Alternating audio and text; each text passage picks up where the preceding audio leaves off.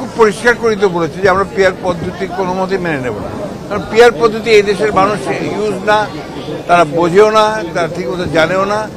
কোনোদিন এটা ইভিএম আজকে কতদিন চেষ্টা করে ইভিএম বাদ দিতে হয়েছে, আর পিয়ার পদ্ধতি তো আমরা ইউজ না কোনোদিন, এটা প্রশ্ন উঠতে পারে না। আর দ্যাটস নট অ্যাডাল্ট ফ্র্যাঞ্চাইজ, মানে ডাইরেক্ট যে গণতন্ত্রের যে অধিকার আমার, সেই অধিকারটা তো সেখানে বিঘ্নিত হয়।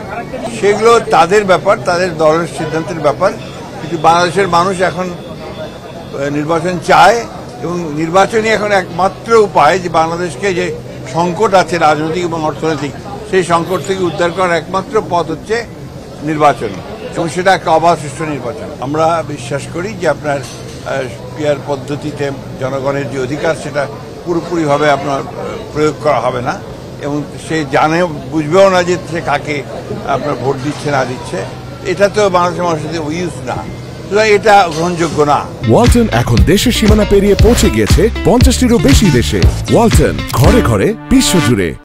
সুষ্ঠু আপনার নির্বাচন হবে, এবং ছাত্র সংসদের একটা নির্বাচন যে অবাধভাবে হয়, এটা সকলেরই কাম্য। তবে এটা ছাত্রদের ব্যাপার, ছাত্রই ভালো উত্তর দেবে।